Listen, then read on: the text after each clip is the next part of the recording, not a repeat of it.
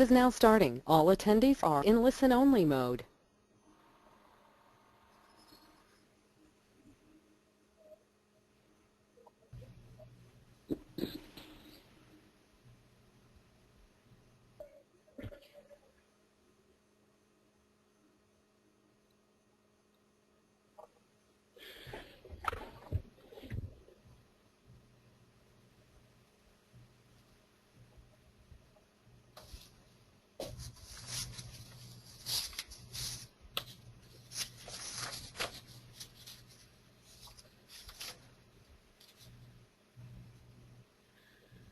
Good morning. We want to welcome everyone who is attending to the Minority Serving Institutions Science, Technology, Engineering, and Mathematics Research and Development Consortium.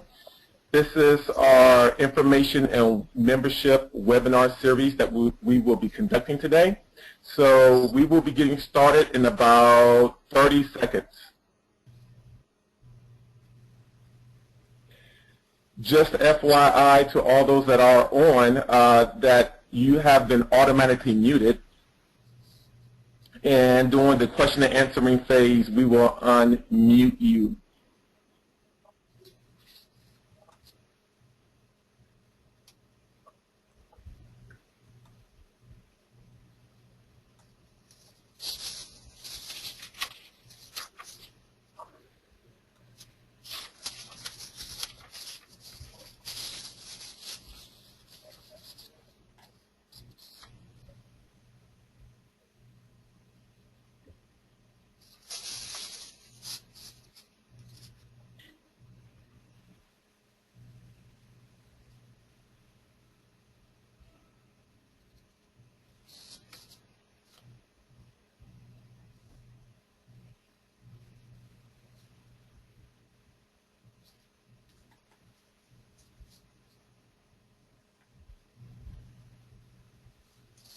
Okay, I think we're about ready to begin.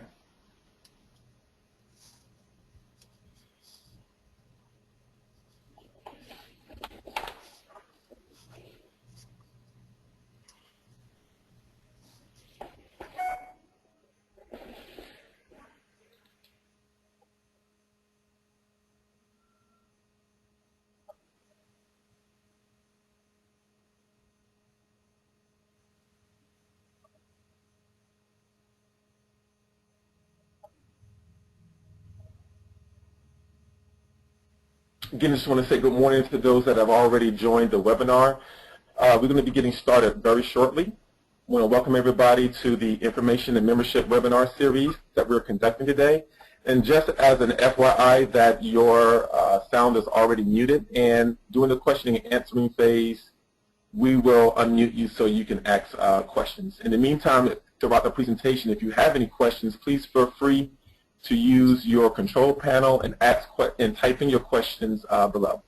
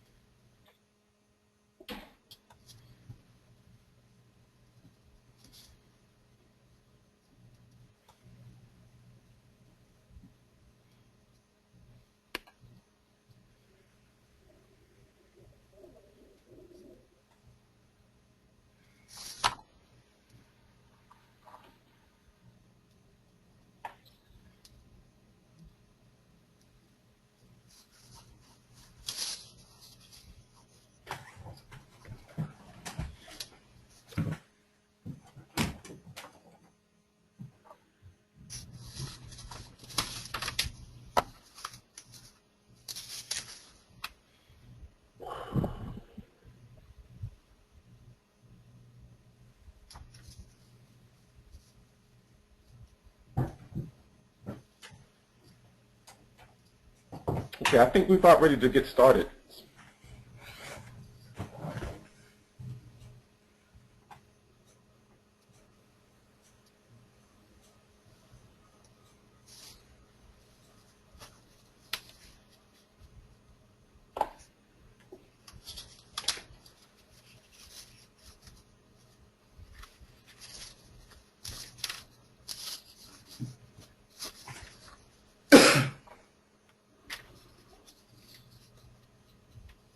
Okay, Malik, if you want to go to the next slide, I think we're about ready to go ahead and get started.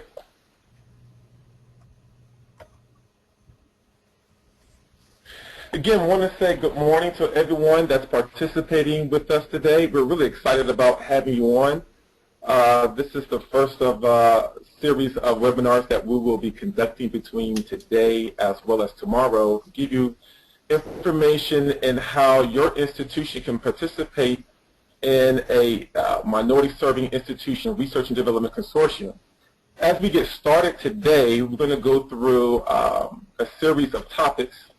We'll start off with our agenda, and then we will proceed to introducing all the members of the MSRDC. And then we'll follow that by talking exactly what is the MSRDC Consortium and how this consortium will be worthwhile to your institution. Most importantly of all, we will also discuss how your institution will receive funding by participating within the consortium. We will follow that up by discussing how each one of you and your institution can become a member and your membership obligations, and then the next steps. So with that, we'll go ahead and get started with our introductions. I want to take some time just to introduce myself. My name is Glenn Haynes, I'm Director of Membership Engagement for the MSI STEM Research and Development Consortium. I had the privilege to speak with several of you throughout the last few weeks, either through email or through teleconference. So I will be moderating the webinar today, and I also have with me MSRDC's President and CEO, Mr. Michael Hester, Vice President and COO, Malik Hopkins, and contributing also to the webinar will be our Senior Vice President for Strategy and Development, Lamont Haynes, one of our board members, Dr. Mabel Matthews, and of course, all the representatives that are on today's webinar.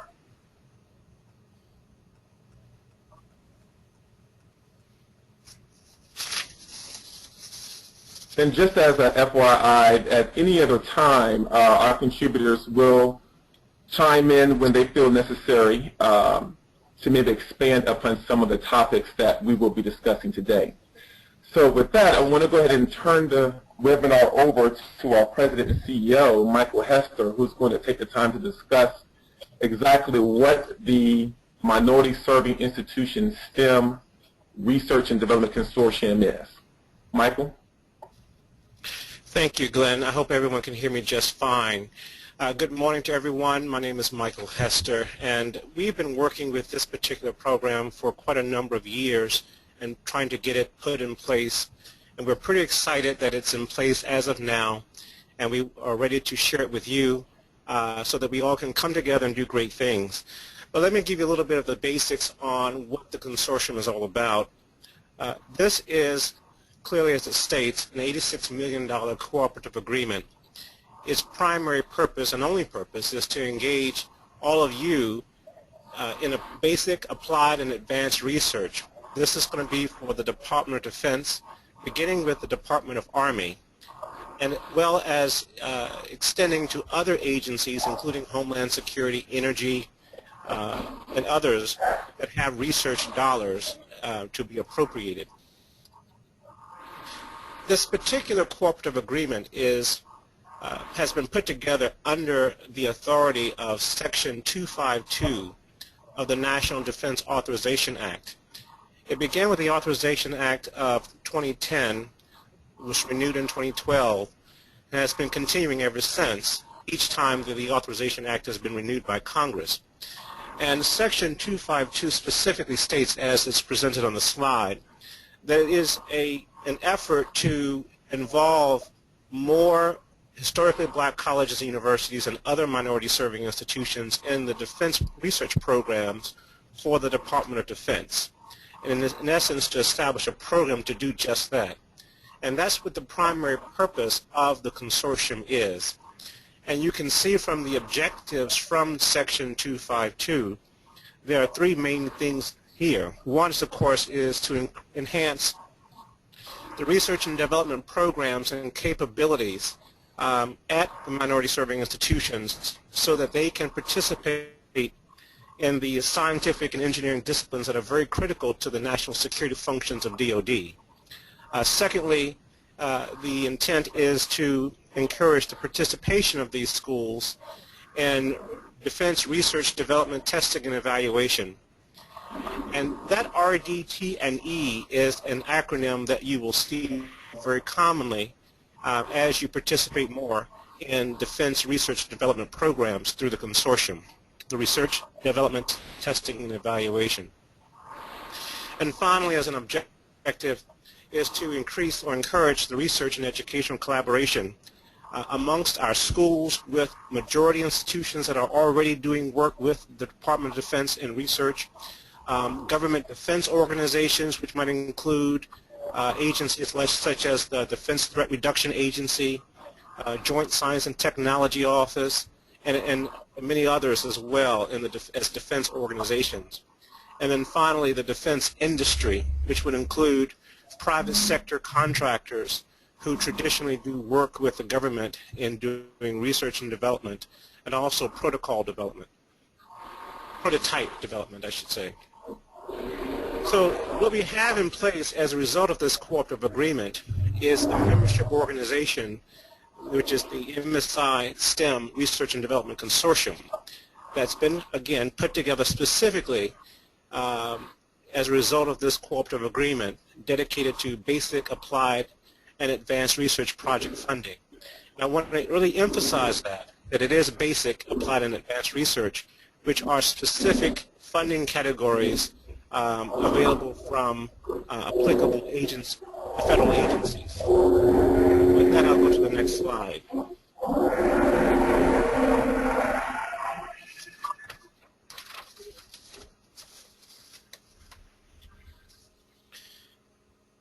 On the next slide, we want to address the question of how is the consortium worthwhile to your institution? What might it mean for you? Well, I think the most important thing to mention is that this is not just simply a good idea that we want to put in place and looking at the possibilities. The opportunities are available to us right now. In fact, the first call for white papers is available and has just been recently published in just the last couple of days. You can access this particular white paper as you see on the screen, and of course this presentation will be made available to all of you by accessing the website, the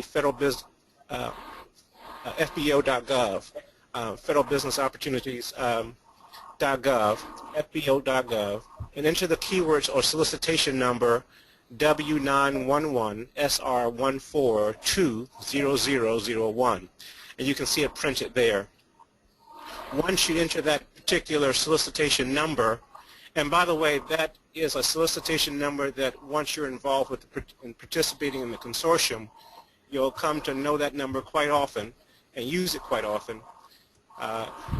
Once you enter that number into FBO.gov, the actual white paper announcement will show up on your screen, and you can find more details about the first call for white papers.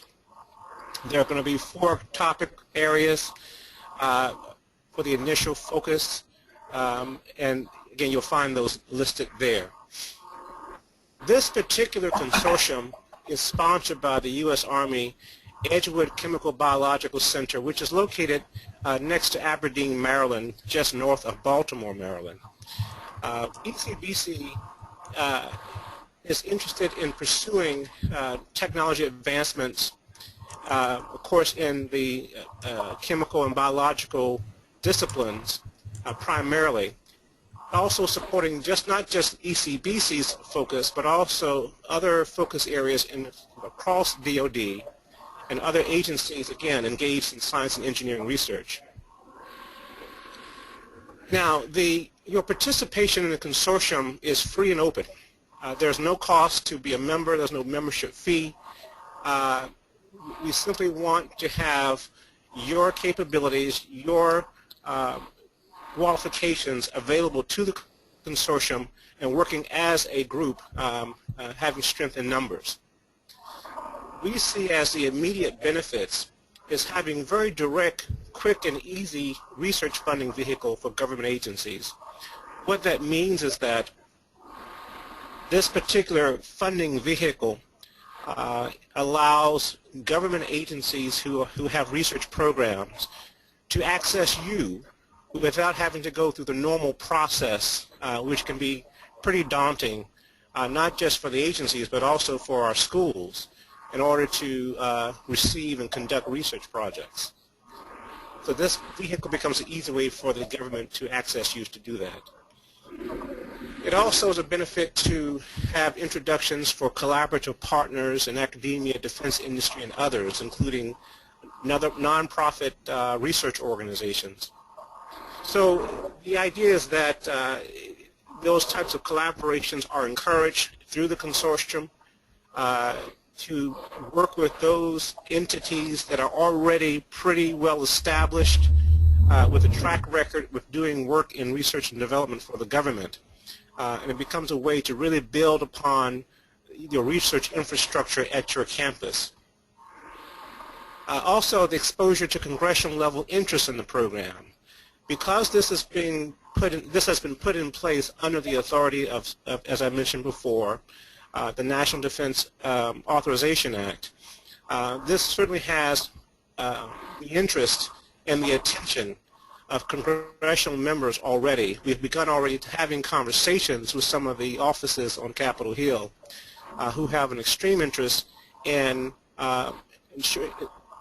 having success in reaching our minority serving institutions. Also, finally, this is really a fast-track opportunity to build research capacity and resources, research resources for faculty and students on your campus.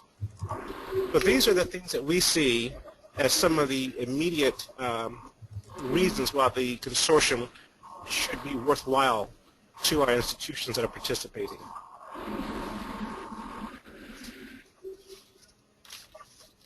So perhaps most importantly, let's talk about how the institution, when you participate, how do you receive funding? As I've been sharing so far, this is a research consortium, so the funding for this consortium is limited to 3 budget categories.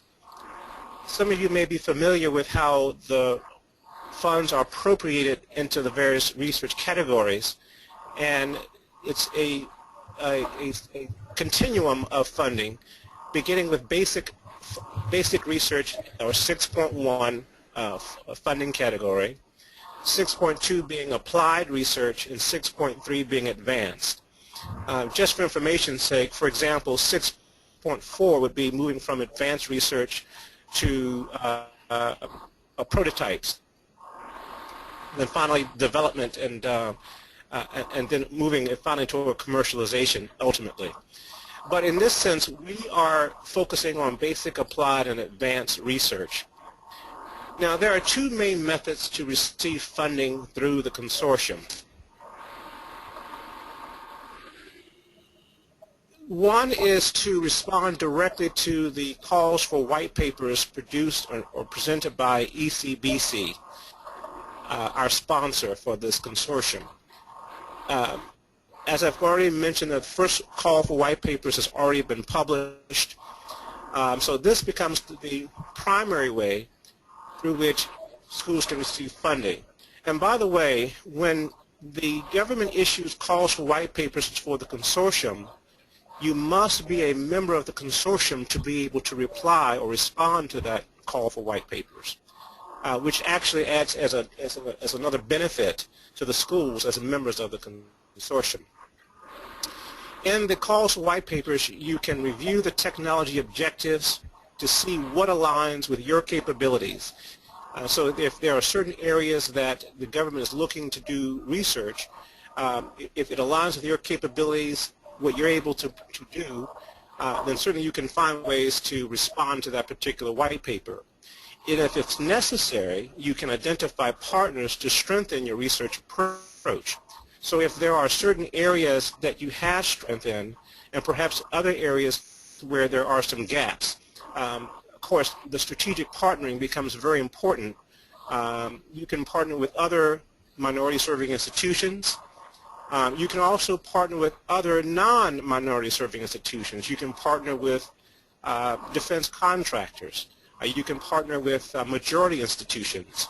But anything to make sure that your research approach that you're presenting in your white paper response is strong. After the submission of a white paper response, those white papers that the government will determine have merit will be then you'll be asked to submit a solicited research proposal, a full research proposal based upon your white paper. If you keep this in mind, that what happens is if your white paper response is strong, then your chances of getting the actual funding from your research proposal the chances are pretty high. There's high probability that you will secure that funding for your research if your white paper is accepted. The government will, for those white papers that are not funded, the government will still hold on to those for at least 2 years. So at a given time, if the white paper is something that connects or aligns with the government's research agenda, perhaps at a later date, then that white paper can be reconsidered for funding. The second way to receive funding through the consortium is to market this cooperative agreement to agencies outside of ECBC. So if, for example, your institution has research capabilities outside of the focus areas of ECBC, maybe it's not biological or chemical, but in other areas, maybe engineering areas, maybe in other science areas, you can certainly market this cooperative agreement to those other agencies, either inside of DOD or civilian agencies such as energy, health and human services, homeland security, in terms of what might be areas of interest to you in those agencies.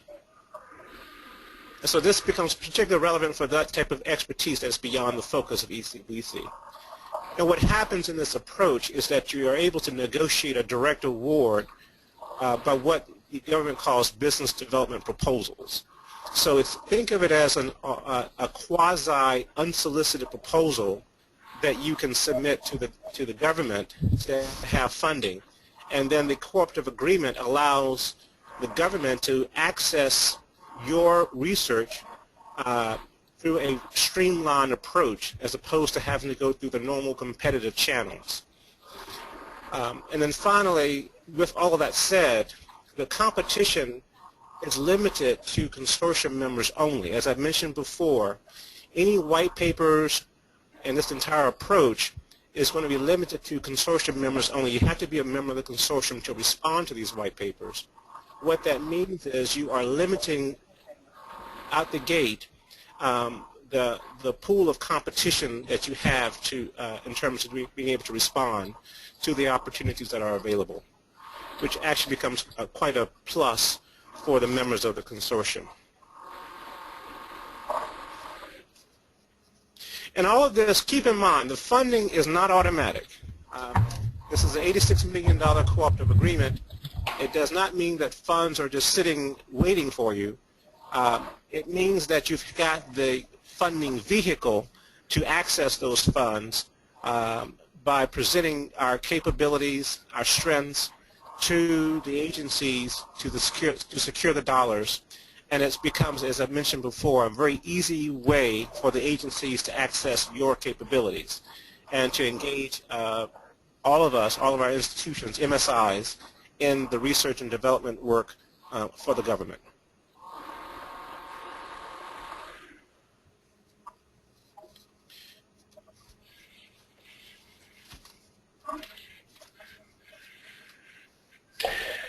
Now, in discussing, following up with what Michael was talking about, how to become a member of the MSRDC. Well, first of all, you have to be this is for minority serving institutions, and minority serving institutions consist of Our HBCUs, or historically black colleges and universities, our HSIs, or our Hispanic serving institutions, and tribal colleges and universities, as well as other minority institutions.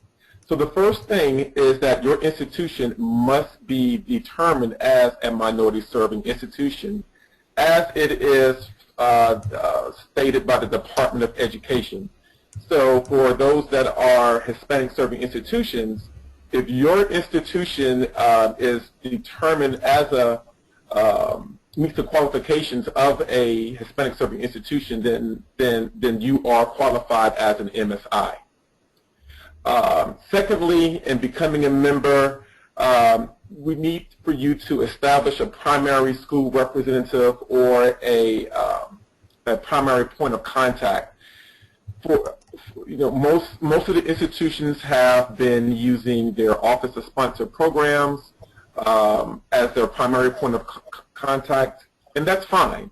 There are other schools, depending on size, may have a provost or someone in Title III. That's fine. We just want to have someone that's on your campus that will take charge in being the primary school representative. Next, in becoming a member, we want you to submit a membership application. And as you can see, the link below, which will be on our website too, you'll be able to download a membership application, fill that out, and get that back to us. Upon you completing the membership application, we will be able to send you the consortium membership agreement. Now, the consortium membership agreement is an agreement that is going to be between your institution and the MSRDC. And that's what formalizes the membership and allows us to work together. Now, your membership agreement needs to be signed by someone on your campus who is representing your institution. Generally, when it gets to this level of detail, it's good to have your president or chancellor or someone that is maybe over a particular research department to be able to sign your consortium membership agreement. Now, what this agreement does is it addresses the roles and responsibilities of both parties, what we as an organization are responsible for and you as an institution will be responsible for. It includes ownership and licensing of intellectual property, all copyrights, and patent rights as well. So some schools in the past have had their legal counsel to vet through the consortium membership agreement, and that's fine as well. Now, once you have completed your application as well as the agreement, then we also need you to complete the capabilities matrix. Now, what this matrix is it includes a lot of your past performance as an institution. We want to understand what your strengths are as a campus. So we want you to submit a list of your capabilities. And not just a list of what your capabilities are, but the research faculty that has been in charge of a particular research project. So we will also make that available to you through our consortium membership package that we will send. So once you're able to get all those documents back to us, then that is how you become a member of the MSRDC. Now, there are additional membership opportunities through technology committees. This is an opportunity to shape the technology objectives. That would be through members of your campus as well as members of the government that Michael was speaking about. You have an opportunity to take maybe research projects that you have been working on and be able to submit those to receive funding as well. Michael had a chance to speak about some of the topics that will be coming out through ECDC. But this is also an opportunity if you already have particular topics or research projects that you're working on to formulate some of those objectives to be able to receive funding. Okay, so next slide.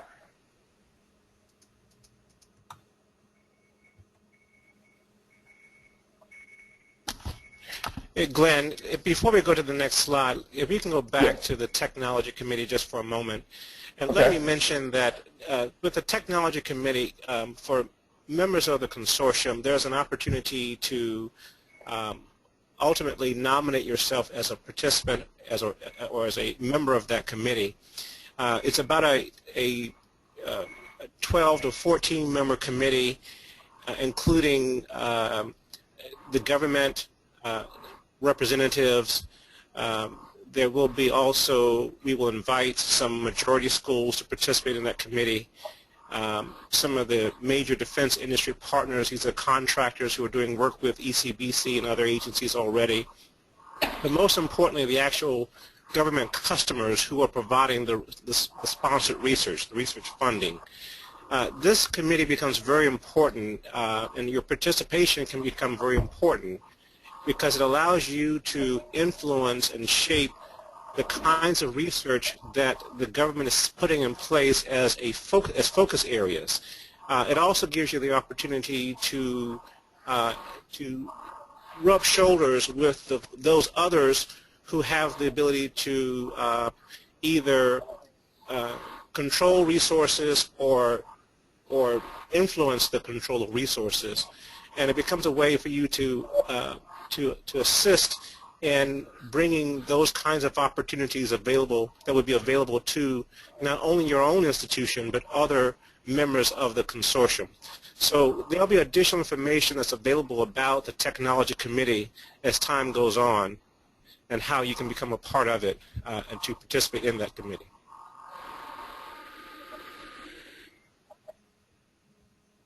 Okay. Now, where do we go from here? The first thing you want to do is to submit your application for membership. And once you submit your application for membership, again, find the representative that is on your campus that has the authority to sign your consortium membership agreement. And once your consortium membership agreement is signed, then you want to get that back to us as quickly as possible. The next thing you want to do is gather and submit your in-depth capability statement. Now, what we're not looking for is reports, in-depth reports, but just a summary of your capability, your, like I said before, your matrix, what it is that your strengths of your campus, past performance, things that your campus is known for. We want to be able to gather that information from you and get that to as well to be a part of your application. Once you're able to do that, then prepare and submit your white paper responses. As Michael stated earlier, the first call for white papers is now. We encourage each institution to be able to go on the FBO website and look at the topic areas that have already been announced, and to start preparing your white paper responses to those topics. Most importantly, we will have participation in our annual meeting. And our annual meeting is going to be taking place the first part of the summer, June 2nd through June 5th, here in Washington, D.C. We are partnered up with INSPA, the National Sponsored Programs Association Alliance Organization, and conducting a technological workshop during that particular week. The annual meeting for our consortium members will take place on that Tuesday, and that would be for our consortium members only.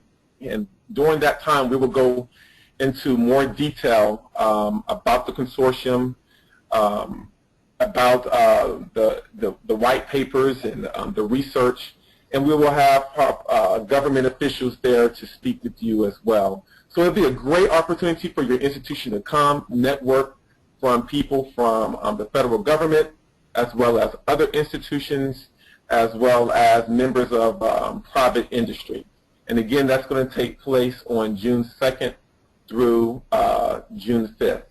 And as a caveat, those that are consortium members, MSRDC will sponsor your registration in addition to 2 nights of hotel stay during that time. So we're looking forward to seeing everyone there June 2nd through the 5th. Now, this, our annual meeting at that time, it is mandatory.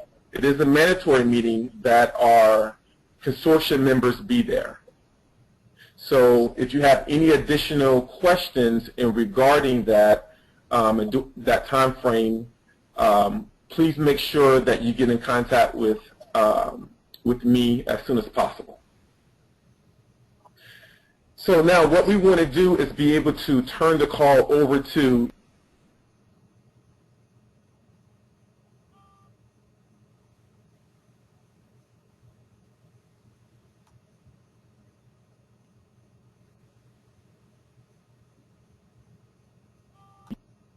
So with that, we're going to unmute everyone, and if you can just state your name and where you're calling from.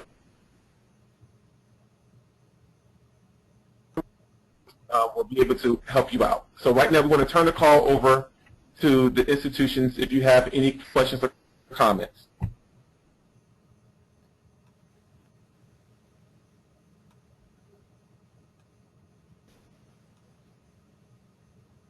Anyone have any questions or comments? Glenn, we're still unmuting. Okay.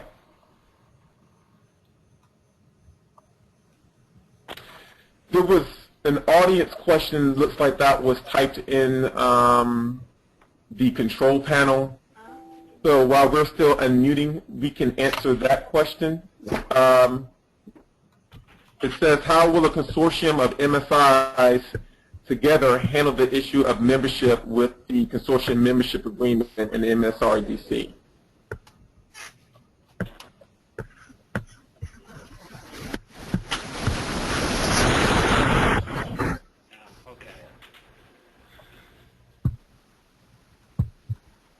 Someone want to take that one?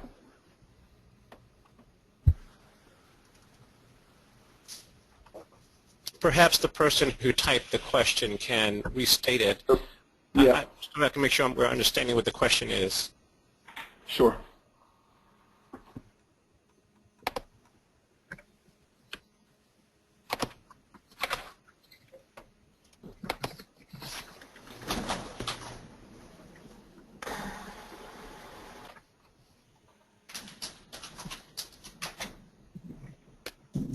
Okay. Does anyone have any questions they want to address?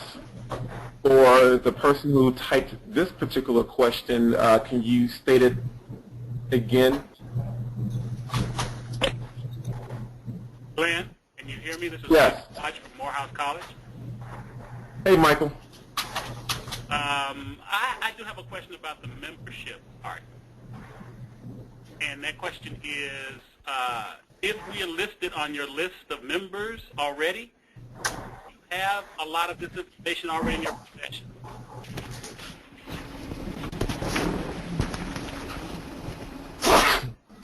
Can you repeat that last part for me again, please? Yeah, if we're already listed on your website as being a member, Right. do you already have a lot of this information in your possession? This is Michael Hester. I can answer that question for you. If you are already listed on our website as a member of the consortium, you were listed because you had completed membership agreements several years ago when we were trying to get this off the ground. Now that we've done so and the government has asked that we establish the MSRDC as a new nonprofit organization, we will have to get those membership agreements re-signed. Much of the agreements, the prior agreements had terms and conditions that were unique to a different kind of funding vehicle. the actual funding vehicle, the cooperative agreement, is a little bit different than what was originally anticipated, and as a result, we've had to recast those membership agreements, and so we need to do this process over again. Even with the capabilities, we want to drill down a bit more into the capabilities. That becomes our way of marketing you, the consortium, to the government. Come in. Your additional white papers. Huh? Okay. Thank you. Good morning. This is Carlos Poventura from ¿Cuándo comienza con el llano? I don't know. It's supposed to be in July. Let me encourage everyone who's on the call or remind everyone that everyone's right now unmuted. If you've got some background conversations, you may want to limit that so that we can all hear. Wait, I didn't hear you. Oh, I'm sorry. This is Carlos Poventura. I have a question. Oh, okay. Yeah, I did mine on the computer. Morning. So I don't think she heard. Hold on. I can mute from here. Now, Carlos, you had a question? Yes. okay, let me This is just put my Carlos phone on. Poventura, and it's an easy question. What is the fastest way for me to know whether my institution is already signed up with the consortium? This is Michael Hester. As I said before, we're going to have to start again with getting completed consortium membership agreements. So if your school is already listed on our website as being a member, we will have to start this again to get, because we're a new organization, and the legal relationship is going to be between your institution and the MSI STEM Research and Development Consortium. That being said, we have to do it over again, unfortunately. Okay, got it. So it's pretty much we start new with new events. So regardless whether it was yeah, we had to start new again.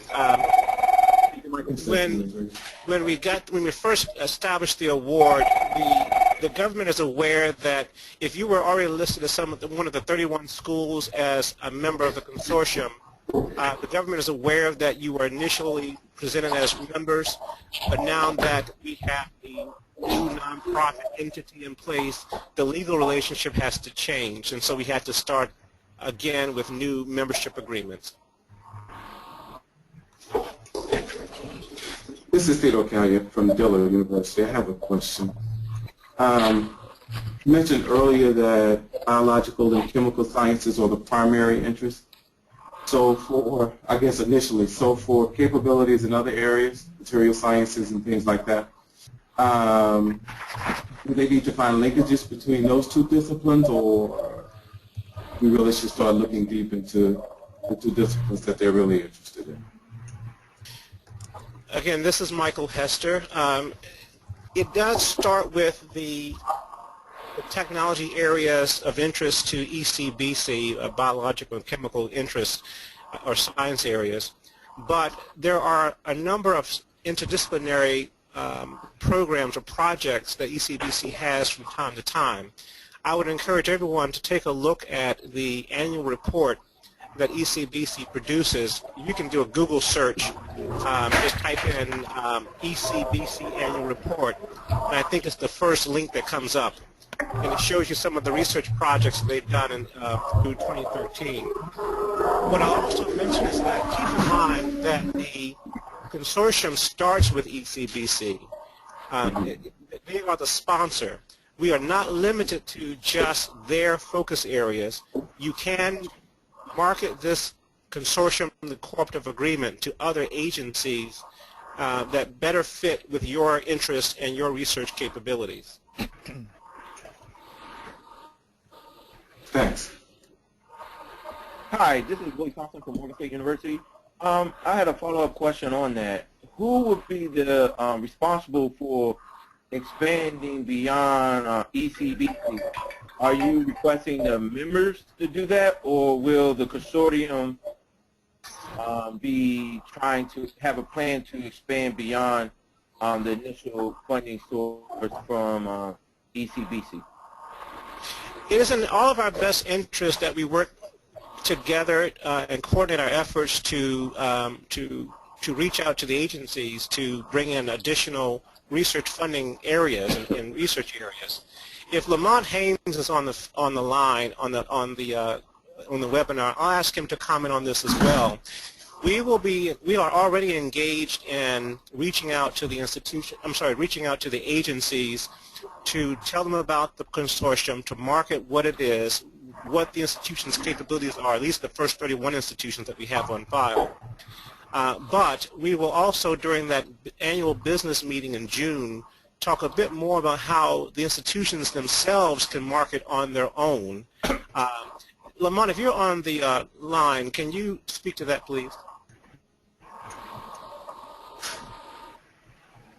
Yes, good morning, everyone. There is a wide range of resources by which you may be able to participate with ECBC.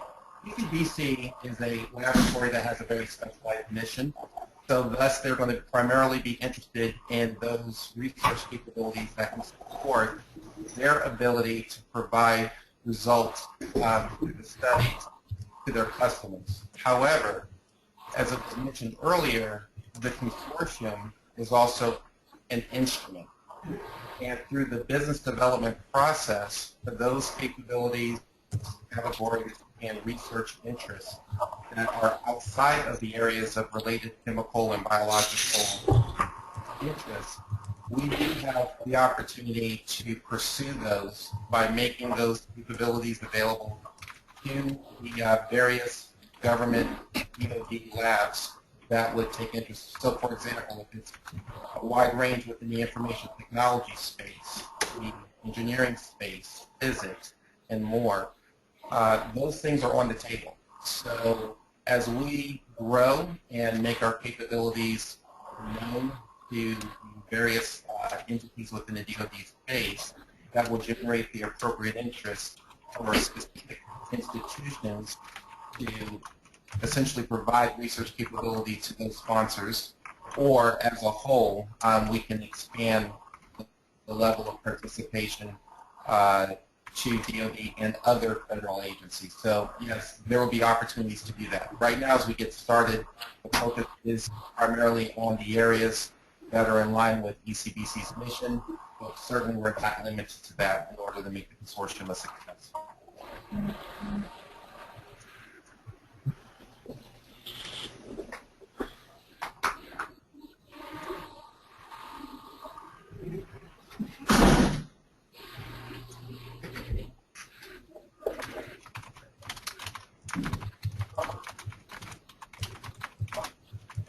I see that there was a type question about if there's a limitation on funding for our single institution, or if there will be any conflict with other funding that the university may have from DoD.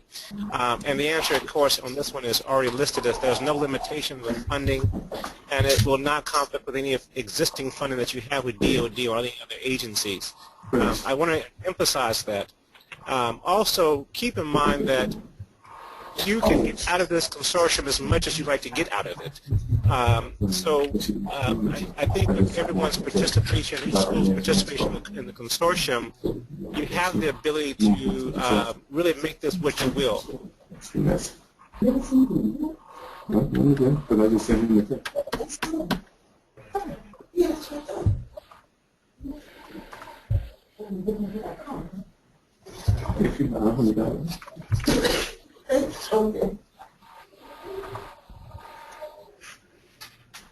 Here's a question that was typed that may be good that we can address to the general audience as well. And the question stated that a school is currently a member of an MSI consortium already, and will that impede on them joining or participating in the MSRDC consortium?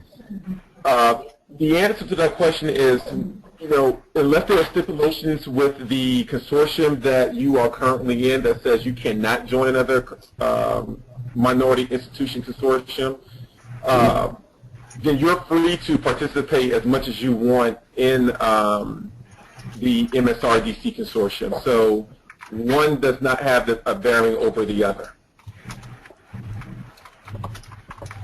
I would add, though, that each institution, you can't join as a block. You have to join as an individual institution.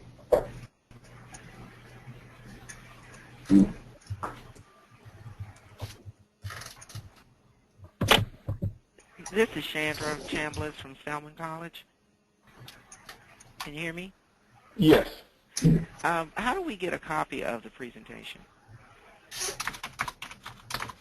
Hi, this is Malik Hopkins. We'll be providing a copy of the presentation on our website for download.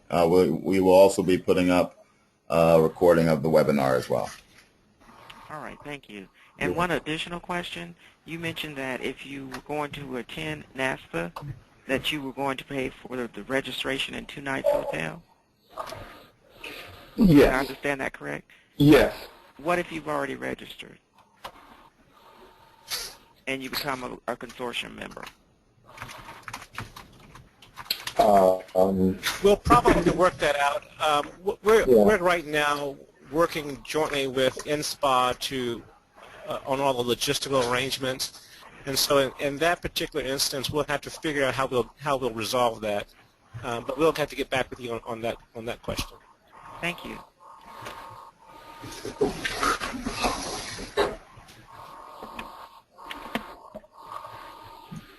Can I follow up on an earlier question, please? Sure. This is Ben Oni, Tuskegee University. It's about the consortium that is already in place. If there is a specific topic that the consortium is focusing on, and they still want as a block to continue to work together on that specific topic, is there a way that we can translate that into the MSRDC? Ben, this is Michael Hilster. It's good to hear from you. I'm glad you're participating with us. Thanks, Michael. Appreciate that. Yeah. I think that the short answer to your question is yes. I think if I'm understanding your question correctly, I'm understanding you to say that you may have some existing work that you're doing. I think that if I understand your question correctly, That's then correct I think the short answer is yes. What you could potentially do is to either augment or complement the existing work that you're doing by doing additional research projects, which is actually a thing that we want to see happening. We want to see follow-on projects, complementary projects to really expand upon the work that you're already doing. So I would say this would be in addition to what this can be in addition to what you're already doing. Okay, great. Thanks for that information. Now, is it if some other faculty members in my institution are interested, would my participation with this other consortium prohibit either myself or other faculty coming as members? No, it does not. Remember, the membership is for the institution, and so it doesn't conflict with any prior commitments that the institution may have. In fact, again, the more participation you have, the better. If you've got other consortia that you're part of, and you're getting successes there, absolutely, you can still participate here. You can have multiple faculty from any institution participating in research projects through the consortium. Okay. All right. I came in late. I didn't hear the beginning, but I imagine that Tuskegee is already a member, or do we now have to be a member again and register again? Yes. Yes, you have to. If a school was already listed on our website as a member of the consortium, we will have you to do that again, mainly because at the government's request, we had to set up a new organization to manage the consortium. And so the legal connection between the institution has changed to this new organization, MSI STEM Research and Development Consortium. I see. Does that new registration have to originate from the president or vice president of sponsored program, or a faculty can pick up that responsibility? Malik, if you can hear me fine, I'm getting feedback. Are you able to control that? I will attempt to.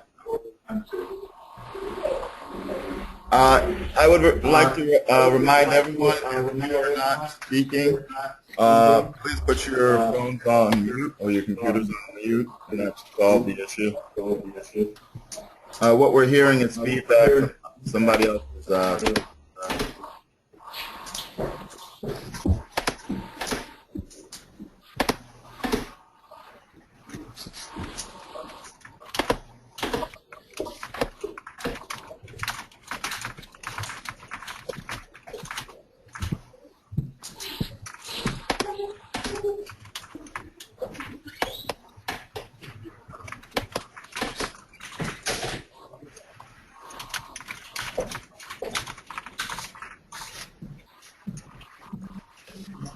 Ben, we were still getting this feedback. Can you try that question again?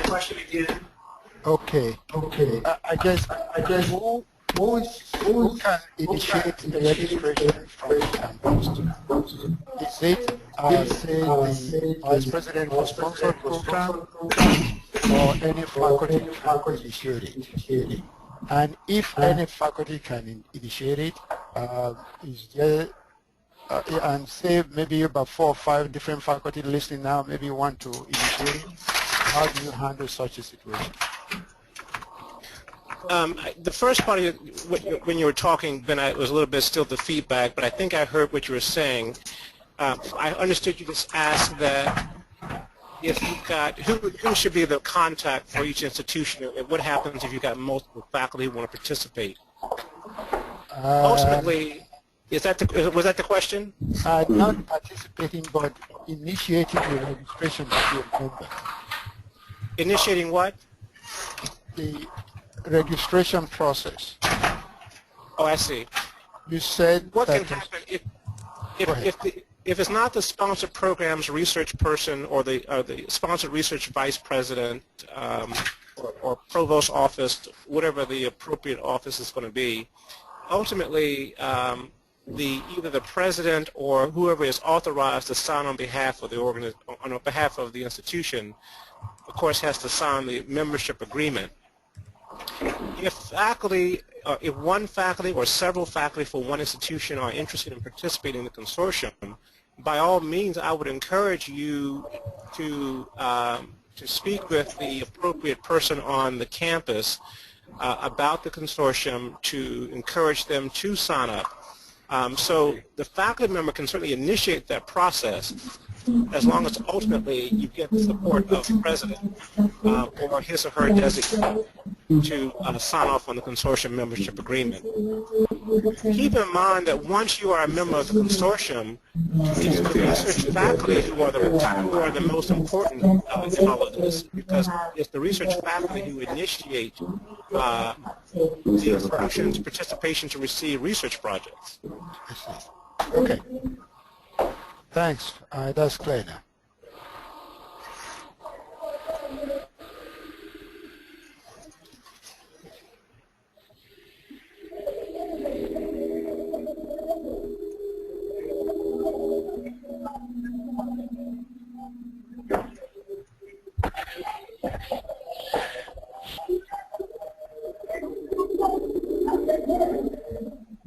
Any more questions or comments?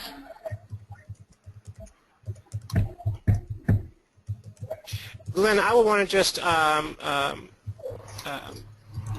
this, one of the typed questions was that given that the institutions have to renew the membership or start it anew, does it impact submitting white papers now in response to the call for white papers? And the answer's been provided, but you will have to be a member of the consortium to be able to respond to the call for white papers.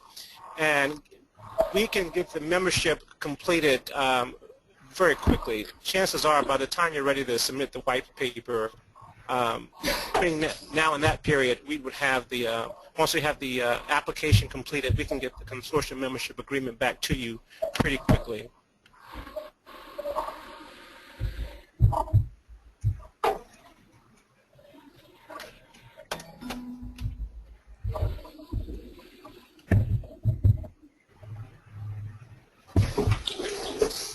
Any additional comments or questions?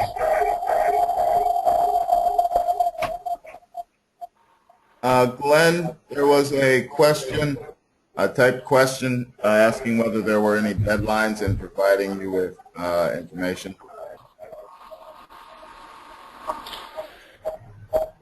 Deadlines in which one? In providing. I get that feedback again. Yeah, I'm working on it. I've got it right here. Should be good.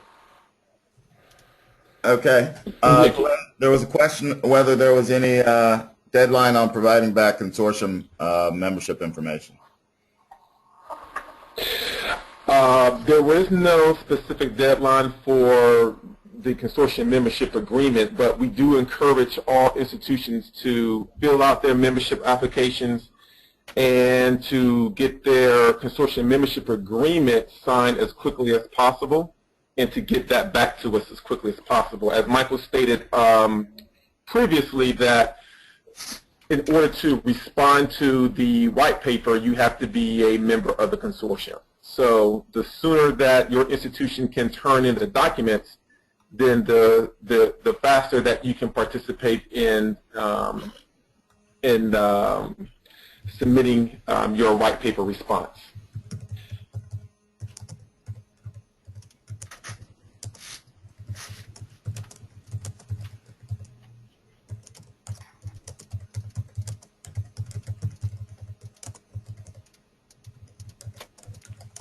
This is Chandra again from Spelman, and you did say there's no limit on funding?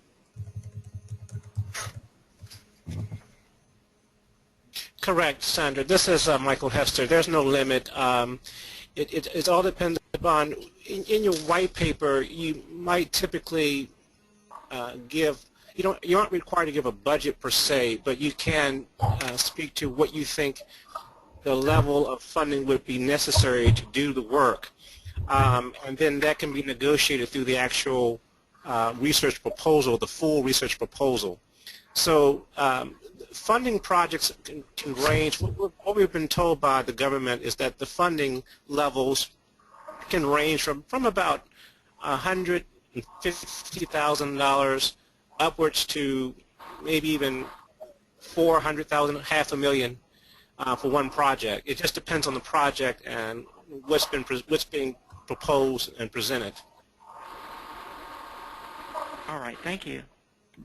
And the period of performance can be anywhere from about 6 months to 3 years maximum, I believe it is. 6 months to 3 years, okay.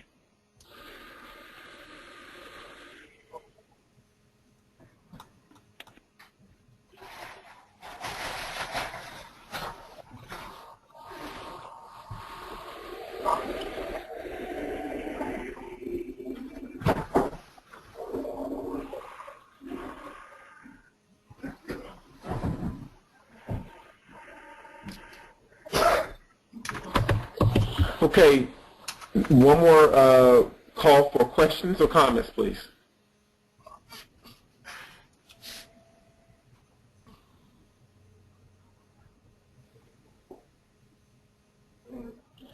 Yeah, please. Yeah, I missed this is Ben Oni. I missed the first half of your presentation, and I know that you most likely going to present this at the next hour. Can I still tune in so that I can listen to what I missed in the first half? Yes, I would recommend that you go back onto the website and just register for the next session. Since we have the bulk of your information, just go ahead and provide your first, last name, your email address, and your title, and the system will send you out a new link to the next webinar. Okay, appreciate that.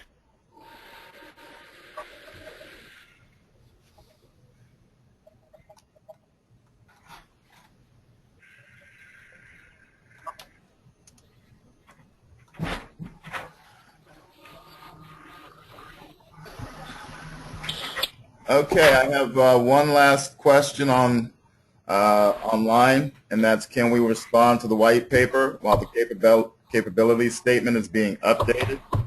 And the answer to that is, as long as your CMA has been received by the MSRDC and approved, then yes, you can continue to update your capability statement in the meantime while you're also working on your white paper.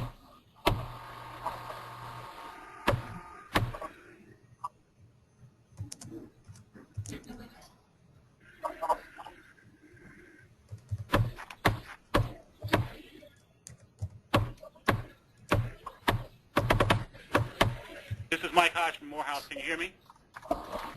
Yes.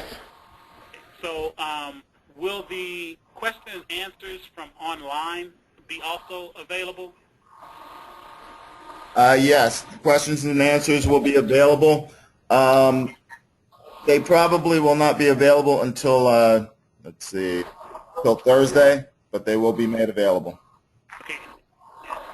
The chat, kind of chat answer question thing, that will be available too? That is correct, yes. Okay. Thank you.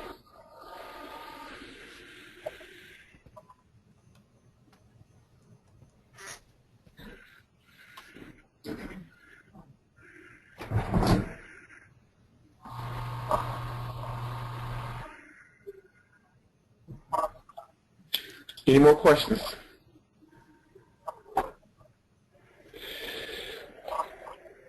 If there aren't any more questions or any more type questions that anyone has, we want to thank each and every one of you for participating in today's webinar. If by chance you have missed any part of this webinar, then what we want to do is encourage you to sign up for the 1 o'clock session that will be today. And if you cannot make the 1 o'clock session, we will be conducting the exact same presentation tomorrow at 10 a.m. and then again repeating it at 1 p.m. tomorrow as well. So we look forward to receiving your membership applications and encouraging to get their consortium membership agreement signed by a school representative and get that information back to us. Please stay tuned for next steps in the next coming weeks, as we will follow up with each institution that has participated in the webinar to assist anyone in re-engaging within MSRDC. So with that, we want to say thank you again for participating, and we look forward to engaging with your institution soon. Thanks again, and have a great rest of the day.